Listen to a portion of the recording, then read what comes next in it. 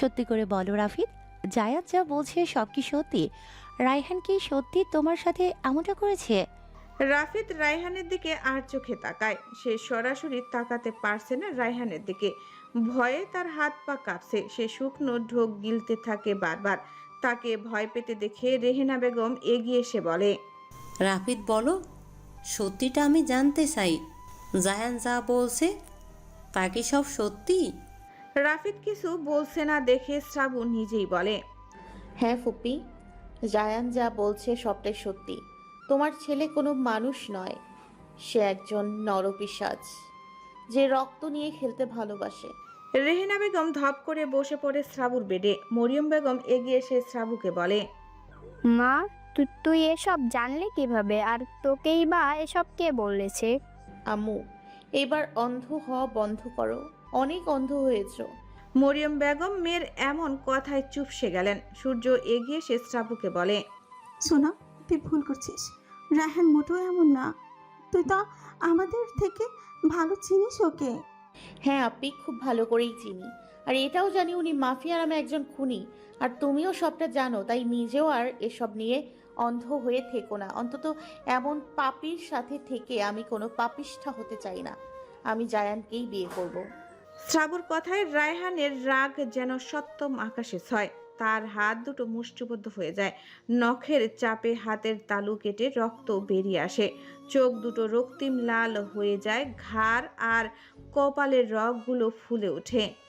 তার অবস্থা বুঝতে পেরে হৃদয় শ্রাবুকে বলে, পাখি, তুই ভুল করছিস। রায়ান কোনো পাপী না। ভাইয়া অনেক হয়েছে, এবার এসব বন্ধ করো। আর মিস্টার রায়হান চৌধুরী, যদি আপনার সাথে আমার কোনো কালে বিয়েও হয়েও থাকে, তাহলে আমি আপনাকে দিব। শ্রাবুর পুরো কথা শেষ করতে না দিয়ে রায়হান তেরে সে শ্রাবুর গলা চেপে ধরে বলে, কুত্তার বাচ্চা, কি বলতে নিয়েছিলি বল। আরেকবার শুধু বলে দেখ, তোর জিভ আমি টেনে ছিঁড়ে ফেলবো।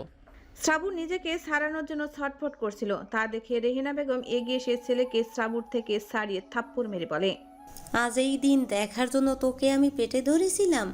সেদিন যদি বুঝতে পারতাম তুই এমন নরপশু হবি, তাহলে সেদিনই তোকে বিষ খাইয়ে মেরে ফেলতাম। তোর মতো কুলাঙ্গার ছেলেকে জন্ম দিতাম না। আমার ফুলের মতো নিষ্পাপ মেয়েটাকে কষ্ট দিতে তোর লজ্জা করে না? জন্ম যখন দিয়েছ তার ফল তো ভোগ করতেই হবে। আম্মু, ভুলে যেও না, আজ আমি এখানে শুধুমাত্র তোমাদের জন্য। ঠিক 6 বছর আগেও তুমি এভাবেই আমাকে চর মেরেছিলে, আর আজ আবার মারলে। সেদিন আমাকে চর না মেরে আমার কথা বিশ্বাস করলে আজ এমন দিন তোমাদের দেখতে হতো না। রেহেনা বেগম ছেলের কথায় চুপ হয়ে যায়। আসলেই তো, সেদিন যদি তারা রায়হানের কথা বিশ্বাস করত তাহলে আজ এমন দিন তাদের দেখতে হতো না। সাইফুল মাছ থেকে বলে, সব বুঝলাম, কিন্তু তোমার ওই 10 টাকার কাবিনের বিষয়টা তো বুঝলাম না। সাইফুলের কথায় হৃদয় উত্তরে বলে, আমি বলছি জিজু, রায়ান 10 টাকার কাবিনে বিয়ে করেছে ঠিকই, কিন্তু তুমি পরের লাইনটুকু কাগজে পড়োনি। তার পরের লাইনটুকু পড়ো। হৃদয়ের কথায় সাইফুল কাগজটা আবারও চোখের সামনে ধরে পড়তেই তার চোখগুলো গোল গোল হয়ে যায়। সে হৃদয়ের দিকে তাকিয়ে বলে, এটা কিভাবে সম্ভব? এটা হয় না। কেন হয় না জিজু? এখানে রায়ান স্পষ্টভাবে উল্লেখ করে দিয়েছে রায়ান পাখিকে 10 টাকা কাবিনে বিয়ে করেছে, কিন্তু তার মৃত্যুর আগ অর্ধেক সম্পত্তি পাখি ও রায়ানের মৃত্যুর পর পুরোটা পাখির। আর নগদ উসুল আনায় লন্ডনের এইচপি হাউসকে বাড়িতে বর্তমানে আমরা আছি সেই বাড়ি আর এইচপি কোম্পানির বাংলাদেশের শাখা, ইন্ডিয়ার শাখা পাখির নামে উইল করে দিয়েছে। আর রায়ানের নামে যত টাকা আছে তার অর্ধেক পাখির।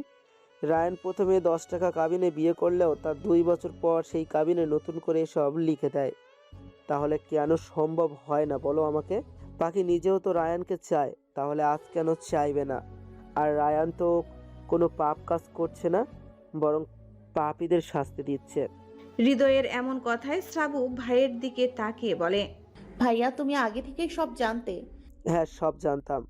আর রায়ানকে আমি নিষেধ করেছিলাম জায়ানকে কিছু বলতে। অবশ্য রায়ান এমনিতেও কিছু বলতো না, কারণ জায়ান ওর বেস্ট ফ্রেন্ড ছিল। তোকে আজ পর্যন্ত যে কয়টা ছেলে প্রপোজ করেছে তাদের তুই আর নেক্সট টাইম দেখেছিলে? দেখিসনি, কারণ রায়ান তাদের আর তোকে দেখতে দেয়নি। রায়ান যখন দেশ ছাড়ে তখন ও আমাকে বলেছিল আমি যেন তার আমানত দেখে রাখি, তার আমানতের খেয়ানত হতে না দিই। আমিও তোকে কথা দিয়েছিলাম আমিও তাকে কথা দিয়েছিলাম তার আমানত আমি সযত্নে আগলে রাখবো। হৃদয়ের কথায় রাজ কিছু একটা ভাবতেই তার মনে পড়ে সেদিন রাতের কথা, যেদিন তার স্যার বলেছিল উনি জায়ানকে কিছু করছে না শুধুমাত্র একজনের কথায়। তাহলে সেই মানুষটা ম্যামের ভাই ছিল, আর জায়ান উনি স্যারের বেস্ট ফ্রেন্ড ছিল। তার ভাবনার ইতি ঘটে শ্রাবুর কথায়। তাহলে এতদিন কেন আমার সাথে অভিনয় করলে ভাইয়া? কোনো অভিনয় করিনি, তোকে প্রোটেক্ট করেছি। তুই কারো বউ জানা সত্ত্বেও আমি কিভাবে তোকে অন্যের হাতে দিতাম। আর তুই যেমন আমার কলিজার টুকরা বোন, সেও আমার ভাই। আমি তোদের দুজনের কাউকে কষ্ট পেতে দেখতে পারতাম না। হৃদয়ের কথার মাঝেই জায়ান বলে, ভাই তুমি সবটা জেনেও আমার সাথে নাটক করলে? তোমার কাছে তোমার বোন আর ভাইয়ের কষ্ট বেশি, আর আমার কষ্ট বুঝি কিছুই না। জায়ান, আমি তোমাকে বারবার সাবধান করেছিলাম, তুমি আমার কথা শোনোনি, তাই আমার কিছু করার ছিল না। তাদের কথার মাঝে শ্রাবু চিল্লিয়ে বলে ওঠে, ভাইয়া তুমি আমাকে ঠকালে, তুমি আমাকে কখনো ভালোই বাসনি, আর না আম্মু কখনো আমাকে ভালোবেসেছে। তোমাদের কাছে উনি সব, আর আমি কেউ না। বেশ, তোমরা ওনাকে নিয়ে থাকবে, আমার কাছে আসবে না, আমি কাউকে চাই না। আর যদি কারোর সাথে সংসার জীবন কাটাতেই হয় তাহলে সেটা হবে জায়ান শিকদার। জায়ান আপনি বিয়ে পড়ানো শুরু করতে পারো। জায়ান আপনি বিয়ে পড়ানো শুরু করতে বলুন, আমি আপনাকেই বিয়ে করব। কথাটা বলতেই রায়হান পেছনে গুজে রাখা পিস্তলটা বের করে জায়ানের কপাল বরাবর ধরে বলে, বান্দির বাচ্চা, তোর এত সাহস হইছে, মরার পাখা গজাইছে না? তাহলে মেরে ফেলি। আগে তোর নাগরে মারমু, তারপর তোকে। তুই আমার না মানে কারো না। সাহস থাকলে ট্রিগারে চাপ দিন, আমিও দেখতে চাই আপনি আর কতটা নিচে নামতে পারেন। রায়হান শ্রাবুর কথাটা শোনা মাত্রই ট্রিগারে চাপ দেয়, আর সাথে সাথে বিকট শব্দ হয়। রায়হানের করা হঠাৎ এমন কাজে সবাই চোখ খিচে বন্ধ করে নেয়। তারা ভাবে রায়হান হয়তো সত্যি জায়ানকে শুট করে দিয়েছে। শ্রাবু চিৎকার দিয়ে চোখ বন্ধ করে ফেলে। মিনিট সেকেন্ড পর সবাই আস্তে আস্তে চোখ খুলে দেখতে পায় জায়ান এখনো ঠায় দাঁড়িয়ে আছে, তার কিছুই হয়নি। তা দেখে সবাই স্বস্তির নিঃশ্বাস ফেলতেই চোখ যায় ফ্লোরে পড়ে থাকা একজন গার্ডের দিকে, যে কিনা বিনা অনুমতিতে কেবিনে প্রবেশ করেছিল। তাই রায়হান রাগের মাথায় গার্ডকে শুট করে দেয়। রাজকে কিছু একটা ইশারা করতেই রাজ কিছু গার্ডকে ডেকে আনে। তারা লাশটি নিয়ে চলে যায়। মিনিটের ভেতরেই জায়গাটা পরিষ্কার করে দেয়। রায়হানের এমন আচরণে সবাই ভয়ে চুপসে যায়, কেউ আর কিছু বলতে পারে না। সাবু চিল্লিয়ে বলে, দেখলে তো তোমরা, উনি কতটা জঘন্য হয়ে গেছে। একটা পাপীর সাথে সংসার করা যায় না, আমি ওনার সাথে সারা জীবন থাকতে পারবো না। রায়হান তাচ্ছিল্যের সাথে হেসে বলে, তোকে তো থাকতেই হবে পাখি, সেটা তোর ইচ্ছাই হোক কিংবা অনিচ্ছায়। বিয়ে করা বউ তুই আমার দাসী তুই। তোকে আমি যেভাবে রাখবো তোকে সেইভাবেই থাকতে হবে। দাসী কথাটা যেন জায়ানের কানে তীব্র আঘাত হানে। সে আবারও রায়হানের কলার চেপে ধরে বলে, হারামির বাচ্চা, একদম দাসী বলবি না। ও আমার ফুল, আমার রানী, আমার পবিত্র ভালোবাসা। তাকে তুই কোন সাহসে দাসী বলিস? জায়ান, হাত সরা। না সরালে কি করবি? মেরে ফেলবি? ফেল না, মেরে দেখি তোর কত বড় বুকের পাটা হয়েছে। আরে তুই ওকে আঘাত ছাড়া কি দিয়েছিস জীবনে? কোনোদিন বলেছিস ভালোবাসি তাকে? বলিসনি, তাহলে কিসের জোর দেখাস? ওই বালের কাগজের? ওইসব আদিক্ষেতা আমার দ্বারা পসিবল না জায়ান, সেটা তুই খুব ভালো করেই জানিস। আমি এসব ভালোবাসা বিশ্বাস করি না, আমি বিশ্বাস করি ইন্টিমেট হওয়াকে। রায়হানের মুখে এমন লাগামহীন কথা শুনে সবাই লজ্জায় মুখ ফিরিয়ে নেয়। লিসান মার্টিন এগিয়ে এসে রায়হানের কলার জায়ানের হাত থেকে ছাড়িয়ে বলে, আমার ছেলের বউকে আমি জোর করে হলেও ঘরে তুলবো। এতে যদি কেউ বাধা দিতে আসে তার লাশ পড়ে যাবে। ছেলে আমার কষ্টে থাকুক সেটা আমি স্বপ্নেও চাইবো না। মিস্টার তুহিন শিকদার, ছেলেকে বোঝান অন্যের বিয়ে করা বউকে নিজের বউ করার দাবি না করতে। তাহলে আমি ভুলে যাব আপনারা কারা। আপনার ছেলের লাশ পড়বে আমার হাতে। লিসান মার্টিনের এমন কথায় মুক্তার খান এগিয়ে এসে বলে, আপনি কিন্তু এবার বেশি বেশি করছেন। আপনি কে আমাদের ফ্যামিলির ব্যাপারে কথা বলার? আপনার কোনো রাইটস নেই আমাদের পারিবারিক বিষয়ে হস্তক্ষেপ করার। ও শ্বশুরমশাই সামলে, উনি আমার পাপা হয়, ওনার সকল রাইটস আছে কথা বলার। ওনার ছেলের হয়ে উনি কথা বলবেই, তাতে আপনার সমস্যা হলে আপনার কানটা বন্ধ করে রাখুন না। কিসের শ্বশুর? আমি কোনো বেয়াদব ছেলেকে আমার মেয়ে জামাই বলে মেনে নেব না। আমার মেয়ের জামাই হলে জায়ান হবে, আর কেউ না। আহ, এত হাইপার হবেন না, সুগার হাই হয়ে যাবে, প্রেশার বেড়ে যাবে। মেনে নিলেও আমি আপনার মেয়ের জামাই, মেনে না নিলেও আমি আপনার মেয়ের জামাই। জায়ান শ্রাবুর সামনে গিয়ে শ্রাবুর হাত ধরে বলে। জায়ান শ্রাবুর হাত ধরাতে রায়হান জায়ানকে দাঁতে দাঁত পিষে বলে। জায়ান, ওর হাত ছাড়। তুই ওকে কোন সাহসে টাচ করিস? আমি সৎ সাহসে টাচ করেছি, তোর কি সমস্যা? জায়ান, ও আমার বউ, হাত ছাড় বলছি। তাদের কথার মাঝেই শ্রাবু বলে। কিসের বউ? আমি এই বিয়ে মানি না। আমাকে মিথ্যে বলে সাইন নিয়েছে। আমি কখনো আপনাকে কবুল বলিনি, তাই এই বিয়ে মানি না, মানবো না।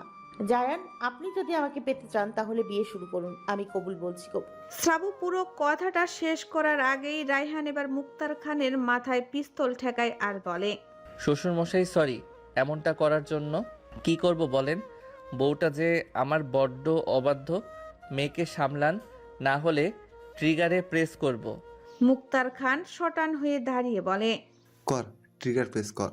আমি মেয়েকে সামলাবো না, তুই ট্রিগারে চাপ দে। অন্তত আমি বেঁচে থাকতে তোর মতো একজন সন্ত্রাসীর কাছে আমি আমার মেয়েকে দিব না। রায়হান মুক্তার খানের কথায় কুটুলি হেসে বলে। তাহলে আপনাকে বাঁচিয়ে রেখে আমার কোনো লাভ নেই, শুট করে দেই। রায়হানের ট্রিগারে আঙ্গুল রাখতেই মরিয়ম বেগম চিল্লিয়ে বলে। না আব্বু, তুমি এটা করতে পারো না। উনি তোমার মামা হয়, তোমাকে তো উনি নিজের হাতে বড় করেছে, তাহলে কেন এমন করছো? মরিয়ম বেগমের কথায় রায়হান তার দিকে তাকিয়ে বলে। মামি, হলুদিয়া জন্মের আগেই তো মামা বলেছিল ও শুধুই আমার। তাহলে আজ কেন সেই কথা রাখছে না মামা? মামা নিজেই তো সেদিন সাদা তোয়ালে মোড়ানো বাচ্চাটাকে আমার কোলে দেখে বলেছিল আজ থেকে নিজের জিনিস নিজে আগলে রাখবি। রায়হানের কথার মাঝেই শ্রাবু বলে। অতীতের কথা ভুলে যান, বর্তমান আর ভবিষ্যৎ নিয়ে ভাবুন। আমি আপনার মতো কোনো অভদ্র অসভ্য ছেলের সাথে সারা জীবন থাকতে পারবো না। আমি আপনাকে বিয়ে করিনি, সব মিথ্যে। আপনি আমাকে মিথ্যে বলে সাইন করিয়ে নিয়েছেন। আমি কবুল বলিনি। কি বলিসনি আমি শুনতে পাইনি? আমি কবুল বলিনি। আরে জোরে বল, আমি শুনতে পারছি না। শ্রাবু এবার চিল্লিয়ে বলে। আমি কবুল বলিনি, শুনতে পেরেছেন এবার? গুড, এই তো কবুল বলে দিয়েছিস। এবার আমি বলে দিচ্ছি কবুল কবুল কবুল। ব্যাস, সম্পূর্ণ হয়ে গেল আমাদের বিয়ে। রায়হানের কথায় শ্রাবু তাজ্জব বনে যায়। সে রেগে গিয়ে আবারও বলে ওঠে। আমি আপনার মতো ছেলের সাথে থাকতে পারবো না। আপনি কোনো নর্মাল মানুষ নন, আপনি একজন সাইকো। আপনার ওই হাতে অনেক মানুষের রক্ত লেগেছে। তোকে থাকতে বলেছে কে? আমি তো তোকে আদর সোহাগে রাখবো না, জোর করে রাখবো। তুই না থাকতে চাইলেও আমার সাথে তোর থাকতে হবে। রায়হানের কথায় বিথি তেতে উঠে বলে। তুই নিজেকে কি মনে করিস? একজন মাফিয়া বোধে সব কিছু জোর করে নিজের করে নিতে পারবি? শ্রাবুকে তুই ডিভোর্স দিবি, আর শ্রাবু জায়ানকে বিয়ে করবে। জায়ান, তুমি কি এখনো চাও শ্রাবুকে বিয়ে করতে? বিথির কথায় জায়ান বলে। মৃত্যুর আগ পর্যন্ত চাই, যতদিন না জানেমান আমার হচ্ছে ততদিন পর্যন্ত চাই। তাহলে দেরি না করে বিয়ে শুরু করো। আর কেউ থাকুক বা না থাকুক, আমি থাকবো তোমার পাশে। রায়হান বিথির কথাগুলো শুনে নিজের রাগ কন্ট্রোল করতে ব্যর্থ হচ্ছে, তবুও নিজেকে সামলে বলে। আপু, একটু বেশি বাড়াবাড়ি করছিস। নিজের লিমিটে থাক, নয়তো ভুলে যাব তুই আমার বড় বোন। আরে রাখ তোর হুমকি, তোকে আমি ভয় পাই নাকি? তুই কে? তুই আমার ভাই ছিলি, আজ থেকে এখন থেকে তুই আমার ভাই না। কোনো মাফিয়া গ্যাংস্টার আমার ভাই হতে পারে না। বিথিকে রেগে যেতে দেখে হৃদয় রাফিদকে বলে। রাফিদ ভাই, বিধিকে শান্ত করো। কি শান্ত করবে ও?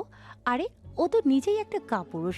আমার ভাবতেও ঘৃণা লাগছে এমন কাপুরুষকে আমি বিয়ে করেছি। বিথির এমন কথায় রাফিদ মাথা নিচু করে ফেলে। সত্যি কি সে কাপুরুষ?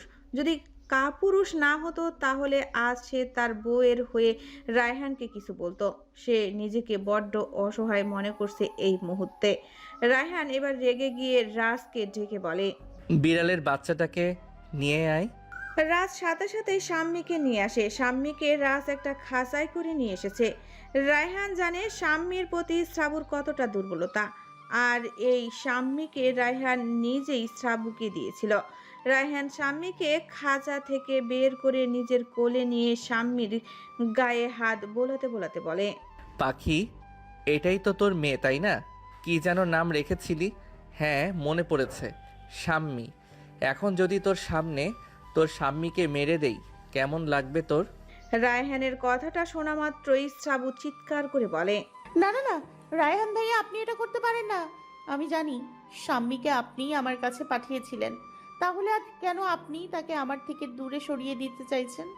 জায়ান এগিয়ে আসতে নিলেই কিছু গার্ড তার দিকে পিস্তল তাক করে। এতে জায়ান শিকদার রায়হানের কাছে হাত জোর করে বলে, আমার ছেলেকে কিছু করো না, ও আমার একমাত্র ছেলে, ও তোমার বউকে কিচ্ছু বলবে না। আম্মু, তুমি ওর থেকে সরে যাও। তোমাদের কাছে আমি যেমন মূল্যবান, তেমনি আমার কাছে শ্রাবন্তীও অনেক মূল্যবান। লিসান মার্টিন এবার বিরক্ত হয়ে রায়হানকে বলে, মাইশান, সেই দুপুর থেকে এইসব নাটক চলছে। এখন রাত 11টা। এইসব নাটক দেখার কে? মামুনিকে নিয়ে বাসায় চলো। লিসান মার্টিনের কথায় শ্রাবু বলে, কিসের মামুনি? একদম মামুনি বলবেন না আমাকে।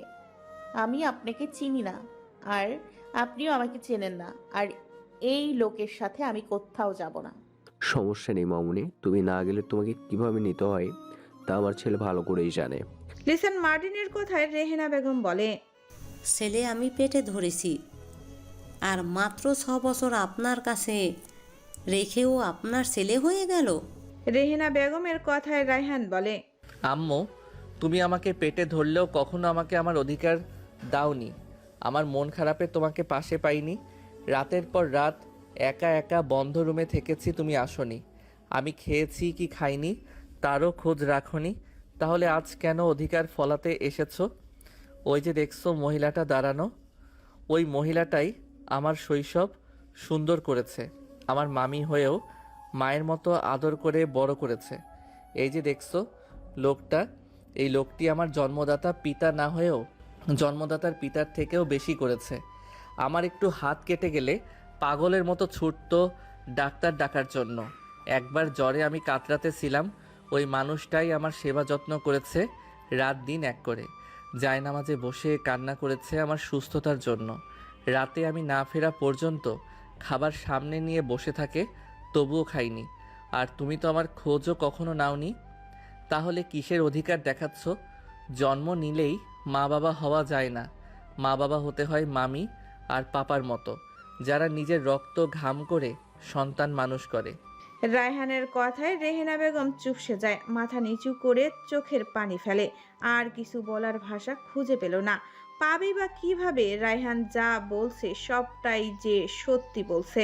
শাম্মী রায়হানের কোল থেকে কি বুঝলো না বুঝলো, রায়হানের মুখে তার হাত স্পর্শ করায়। এতে রায়হান শাম্মীর দিকে তাকিয়ে আলতো হেসে বলে, পাপাকে মিস করছিলে বুঝি? পাপা চলে এসেছি তো, এবার থেকে শাম্মী সোনা আমার কাছেই থাকবে। রায়হান শাম্মীকে নিজের কাছে রাখবে কথাটা শ্রাবুর কর্ণপাত হতেই শ্রাবু বলে, প্লিজ এমন করবেন না, শাম্মী আমার মেয়ে, ওকে নিয়ে যাবেন না, আমার মেয়েকে আমার কাছে দিয়ে দিন। হুম, মেয়েকে নিতে হলে মেয়ের পাপার সাথে যেতে হবে। আর শাম্মীকে আমি অ্যাডপ্ট করেছি, তুই না, তাই শাম্মী আমার মেয়ে। কথাটা বলে রায়হান চলে যেতে নিলে শ্রাবু পিছ থেকে বলে, আপনি শাম্মীকে নিয়ে গেলে আমি জায়ানকে এক্ষুনি এই মুহূর্তে বিয়ে করব, আর যদি তা না চান তাহলে আমার মেয়েকে আমার কাছে দিয়ে দিন। শ্রাবুর এই কথাটায় রায়হানের নিভে যাওয়া রাগ আবারও জ্বলন্ত করার জন্যই যথেষ্ট ছিল। রায়হান শাম্মীকে লিসান মার্টিনের কোলে দিয়ে বলে, papa, I need privacy with my পাখি। লিসান মার্টিন মুস্কি হেসে বলে, সাবধান, এখনো অসুস্থ কিন্তু, তাই তাড়াহুড়ো করো না। আমি দাদু ডাক শোনার জন্য অধৈর্য বটে, তবে মামুনিকে আগে সুস্থ হতে দাও। রায়হান মুস্কি হেসে বলে, ডোন্ট ওয়ারি পাপা, আমি জাস্ট একটু শাস্তি দিব। হাজবেন্ড থাকতেও অন্য পরপুরুষকে বিয়ে করার কথা বলার জন্য তুমি শাম্মীকে নিয়ে যাও।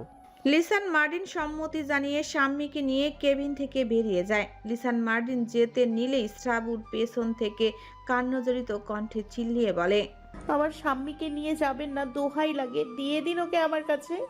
তার আহাজারি লিসান মার্টিন শুনল না। লিসান মার্টিন যেতেই রায়হান রাজকে ডেকে বলে, 5 মিনিট সময় পাবি, এর মধ্যেই পুরো কেবিন খালি চাই। আমার বউ হয়ে অন্যের নামে কবুল বলার এত আকুলতার শাস্তি যে আমার হলদিয়াকে পেতেই হবে। কথাটা বলেই রায়হান ডেভিল হাসে। রাজও রায়হানের কথা মতো কেবিন খালি করার জন্য কিছু গার্ডকে ডেকে আনে। রায়হান বলার সাথে সাথে রাজ কিছু গার্ডদের নিয়ে কেবিন খালি করতে এগিয়ে যায়। মুক্তার খানকে এক প্রকার জোর করে বের করে। বিথির রাগে গজগজ করতে করতে নিজেই কেবিন থেকে বেরিয়ে যায়। এক একে সবাই বের হতেই জায়ান বলে, রায়হান তুই চাইছিসটা কি? তুই বুঝতে পারছিস না শ্রাবন্তী তোকে আর চায় না, তাহলে কেন পিছনে পড়ে আছিস? রায়হান ঠোঁট বাঁকিয়ে হেসে বলে, তুই বোকাই রয়ে গেলি জায়ান। তুই হয়তো ভুলে গেছিস আমি কোনো জিনিস চেয়ে নেই না, আদায় করে নেই। ও আমাকে চায় না, এটা ওর ব্যাপার, আমার না। তাই এসব লেম এক্সকিউজ আমাকে দিস না। ও চাওয়া না চাওয়ায় আমার কোনো বালও ছেড়ে যাবে না। এখন তুই ডিসাইড কর, এখানে দাঁড়িয়ে আমাদের রোমান্স দেখবি নাকি চাচ্চু ডাক শোনার জন্য বাহিরে যাবি। রায়হানের এমন লাগামহীন কথায় জায়ানের চল শক্ত হয়ে যায়। তার চোখ দিয়ে উষ্ণ গরম পানি পড়তে থাকে। সে রায়হানকে ধাক্কা দিয়ে বলে, আর একটা বাজে কথা বললে তোর কলিজা টেনে ছিঁড়ে ফেলবো। তুই তোর এই খারাপ নজর আমার জানেমানের দিকে দিলে ওই চোখ দুটো তুলে ফেলবো। জায়ান, তুই হয়তো ভুলে যাচ্ছিস কলিজা টেনে ছিঁড়ে বের করা আমার কাজ, ওইটা তোর দ্বারা হবে না। এই রাজ, এটাকে বের কর। রাজ দুজন গার্ড নিয়ে জায়ানকে টেনে হিস্ট্রে কেবিন থেকে বের করে নিয়ে যায়। রায়হান কেবিনের ডোর লক করে আস্তে আস্তে এগিয়ে যায় শ্রাবুর কাছে। শ্রাবু রায়হানকে নিজের কাছে আসতে দেখে পাশে রাখা ফুলের ঝুড়ি থেকে ছুরিটা হাতে তুলে নিয়ে বলে, কদম, আমার কাছে আসার চেষ্টা করবেন না। আপনার কলঙ্ক আমার গায়ে লাগাবেন না। আমি কোনো হিংস্র পশুর সাথে সারা জীবন থাকতে চাই না। চলে যান এখান থেকে। রায়হান মৃদু হেসে বলে, আহ সুইটি, এতটা হাইপার হইও না। তুমি এখনো অসুস্থ। তুমি থাকতে না চাইলেও তোমাকে আমার কাছেই থাকতে হবে।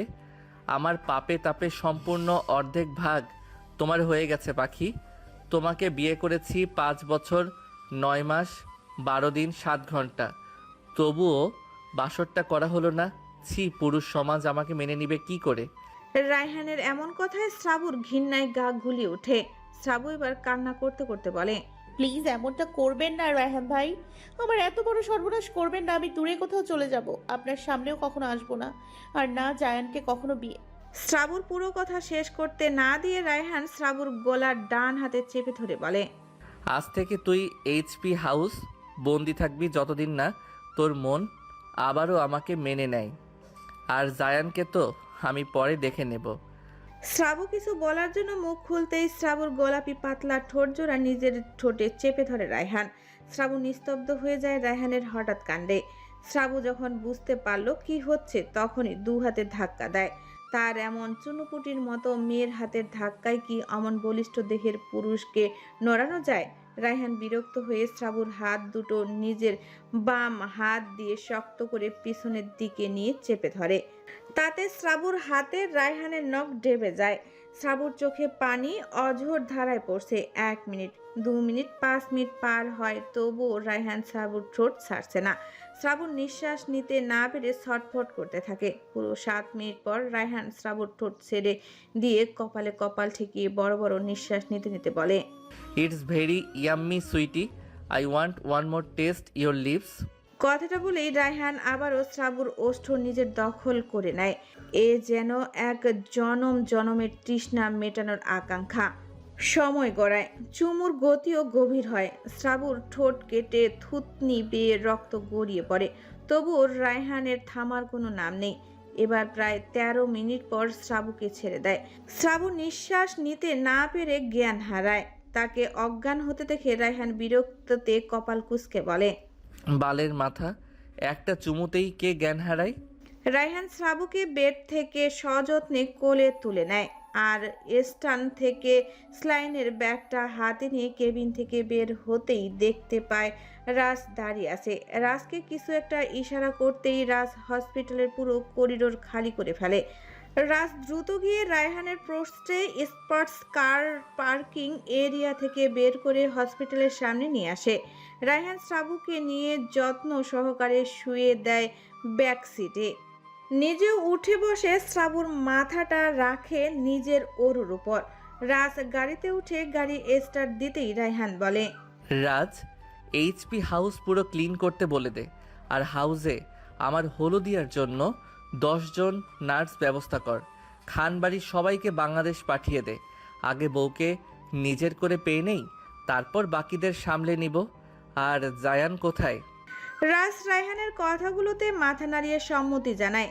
জায়ানের কথা বলতেই রাজ বলে, আপনার ডেথ ছেলে। ওকে কিছু করেছিস?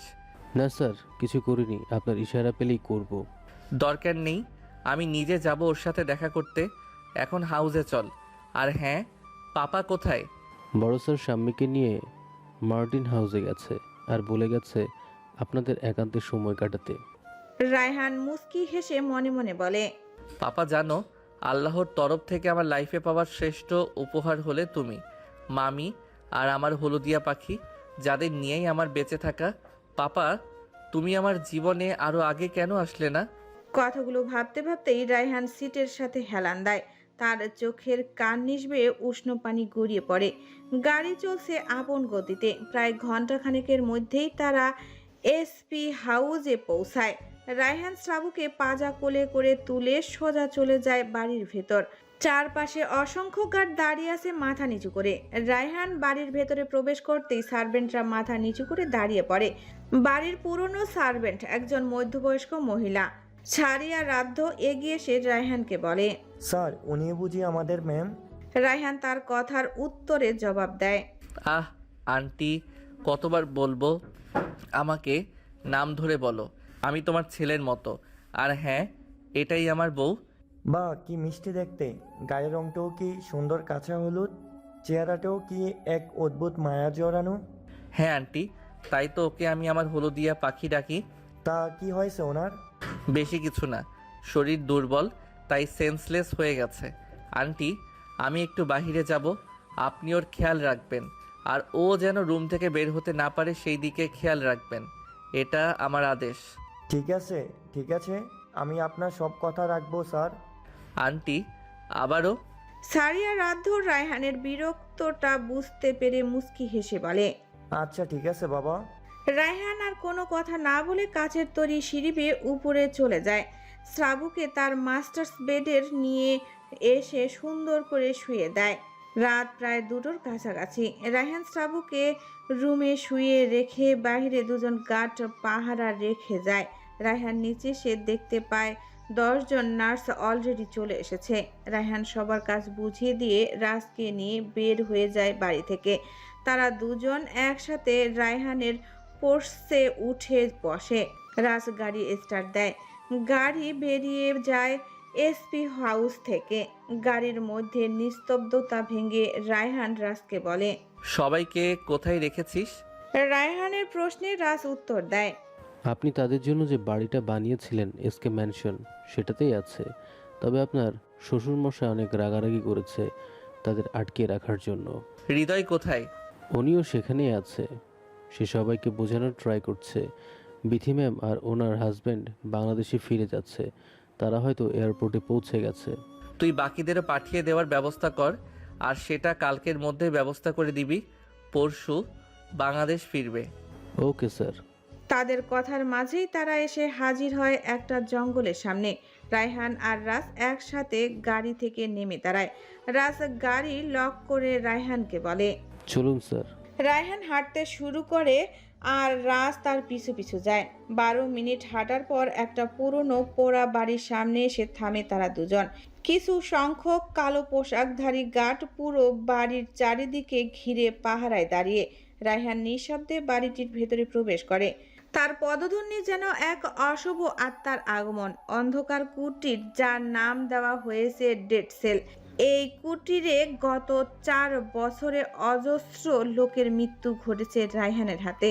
তবে সে কোনো নিষ্পাপ লোকদের মারেনি, মেরেছে কালো দুনিয়ার লোকদের, বেঈমানদের, স্বার্থপরদের, নারী ও শিশু পাচারকারী, স্মাগলার, অবৈধ অস্ত্র পাচারকারী আর ধর্ষণকারীদের, যাদের ভাগ্য এরকম মৃত্যুই প্রাপ্য ছিল। রায়হান কালো দুনিয়ার একজন মাফিয়া গ্যাংস্টার হতে পারে, কিন্তু সে এসব কাজে কখনো সমর্থন করেনি। এই তো গত বছর একজন রায়হানের নাম করে নারী ও শিশুর পাচার করেছে। রায়হান লোকটিকে বারণ করেছিল তার নাম নিয়ে এসব না করতে, কিন্তু লোকটি শুনলে তো, সেই জন্য সেই লোকটিরও নিঃসঙ্গ মৃত্যু ঘটেছে এই ডেড সেলে। একটা বড় অন্ধকার রুম, যার চারপাশে 30 থেকে 40 জন কালো পোশাকে আবৃত, মুখে কালো মাস্ক আর হাতে সাইলেন্সার রাইফেল নিয়ে দাঁড়িয়ে আছে বলিষ্ঠ দেহের লোকগুলো। রুমে একদম মাঝ বরাবর একটা লোহার চেয়ারের সাথে বেঁধে রাখা হয়েছে জায়ানকে। জায়ান চেতনাহীনভাবে পড়ে আছে, তার সেন্স নেই। পুরো অন্ধকার রুমের মাঝখানে জায়ানের মাথাটার উপর একটা হলুদ রঙের বাল্ব জ্বলছে। রায়হান এগিয়ে এসে দাঁড়ায় জায়ানের সামনে। জায়ান সেন্সলেস হয়ে মাথা নিচু করে আছে। একজন গার্ড এসে রায়হানকে একটা রাজকীয় টাইপের চেয়ার দিয়ে যায়। রায়হান সেটায় পায়ের উপর পা তুলে বসে। রাজ তার পিছনেই দাঁড়িয়েছিল। রায়হান রাজকে কিছু একটা ইশারা করতেই রাজ দুজন গার্ডকে বলে, পানি এনে ঢেলে দাও। গার্ড দুজন সম্মতি জানিয়ে 2 বালতি পানি এনে জায়ানের উপর ঢেলে দেয়। জায়ান পানির তীব্রতায় ধরফরিয়ে উঠে বড় বড় নিঃশ্বাস নেয়। জায়ানের চোখ ভার হয়ে আছে, তবুও বহু কষ্টে চোখগুলো খুলে সামনে বসা লোকটির দিকে তাকিয়ে কপাল কুঁচকে ফেলে।